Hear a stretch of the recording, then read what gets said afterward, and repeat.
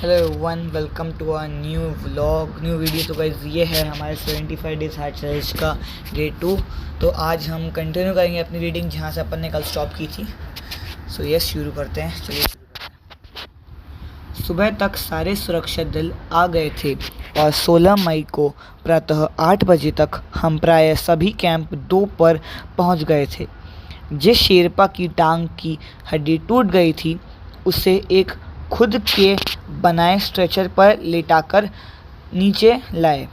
हमारे नेता कर्नल खुल्लर के शब्दों में यह इतनी ऊंचाई पर सुरक्षा कार्य का एक जबरदस्त साहसिक कार्य था। सभी 9 पुरुष सदस्यों को चोटों अथवा टूटी हड्डियों आदि के कारण बेस कैंप में भेजना पड़ा। तभी कर्नल खुल्लर मेरी तरफ मुड़कर कहने लगे, क्या तुम भयभीत थी? जी हाँ। तुम क्या वापस जाना चाहोगी? नहीं, मैंने बिना किसी हिचकिचाहट के उत्तर दिया। जैसे ही मैं साउथ कोल कैंप पहुंची, मैंने अगले दिन की अपनी महत्वपूर्ण चढ़ाई की तैयारी शुरू कर दी। मैंने खाना, कुकिंग गैस तथा कुछ ऑक्सीजन सिलेंडर इकट्ठे किए। जब दोपहर 1:30 बजे बिस्सा आया, उसने मुझे चाय के लिए पानी गर्म करते देखा कि जय और मीनू अभी बहुत पीछे थे। मैं चिंतित थी क्योंकि मुझे अगले दिन उनके साथ ही चढ़ाई करनी थी। वे धीरे धीरे आ रहे थे क्योंकि वे भारी बोझ लेकर और बिना ऑक्सीजन के चल रहे थे। दोपहर बाद मैंने अपने दल के दूसरे सदस्यों की मदद करने और अपने एक थर्मस को जूस से और दूसरे को गर्म चाय से भरने के लिए नीचे जाने का निश्चय किया। मैंने बर्फीली हवा में ही तंबू से बाहर कदम रखा। जैसे ही मैं कैंप क्षेत्र से बाहर आ रही थी, मेरी मुलाकात मीनू से हुई कि और जय अभी कुछ पीछे थे। मुझे जय जेनेवा स्पर की चोटी के ठीक नीचे मिला। उसने कृतज्ञतापूर्वक चाय वगैरह पी, लेकिन मुझे और आगे जाने से रोकने की कोशिश की, मगर मुझे की से भी मिलना था। थोड़ा सा और आगे नीचे उतरने पर मैंने की को देखा। वह मुझे देखकर हक्का बक्का रह गया। तुमने इतनी बड़ी जोखिम क्यों ली बचेंद्री? मैंने उसे दृढ़तापूर्वक कहा, मैं भी औरों की तरह एक पर्वतारोही हूँ, इसलिए इस दल में आई हूँ। शारीरिक रूप से मैं ठीक हूँ, इसलिए मुझे अपने दल के सदस्यों की मदद क्यों नहीं करनी चाहिए? की हंसी और उसने पेय पदार्थ से प्यास बुझाई, लेकिन उसने मुझे अपना किट ले जाने नहीं दिया।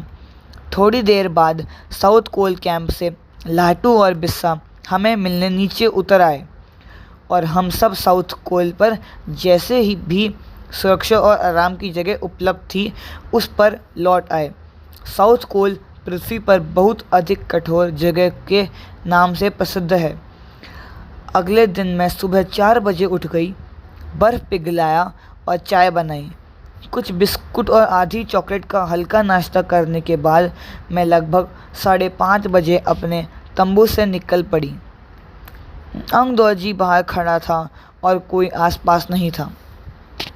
अंगदौजी बिना ऑक्सीजन के ही चढ़ाई करने वाला था, लेकिन इसके कारण उसके पैर ठंडे पड़ जाते थे, इसलिए वह ऊंचाई पर लंबे समय तक खुले में और रात्रि में शिखर कैंप पर नहीं जाना चाहता था।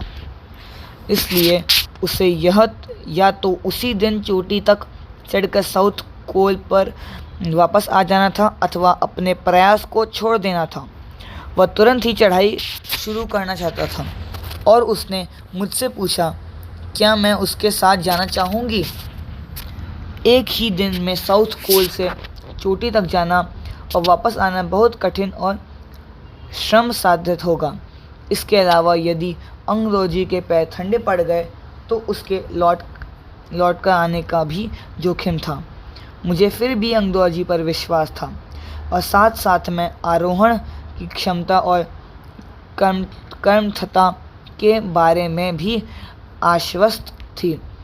अन्य कोई भी व्यक्ति इस समय साथ चलने के लिए तैयार नहीं था।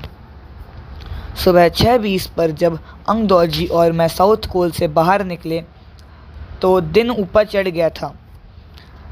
हल्की हल्की हवा चल रही थी, लेकिन ठंड भी बहुत थी। मैं अपने आरोही उपस्कार में काफ़ी सुरक्षित और गर्म थी। हमने बगैर रस्सी के ही चढ़ाई की। अंगदौजी एक निश्चित गति से ऊपर चढ़ते गए और मुझे भी उनके साथ चलने में कोई कठिनाई नहीं हुई। जमे हुए बर्फ़ की सीधी व ढलाऊ चट्टानें इतनी सख्त और भुरभुरी थी मानो शीशे की चादरें बिछी हों।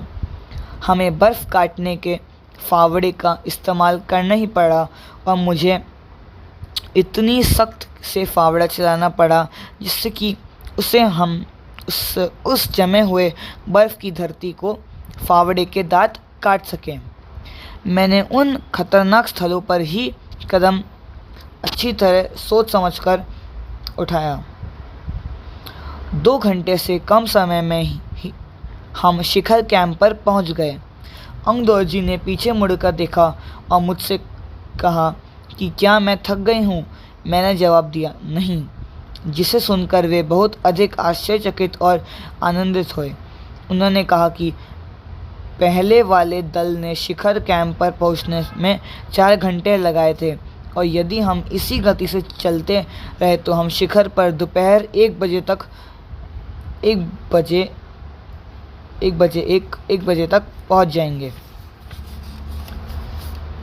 लाटू हमारे पीछे पीछे आ रहा था और जब हम दक्षिणी शिखर के नीचे आराम कर रहे थे वह हमारे पास पहुंच गया।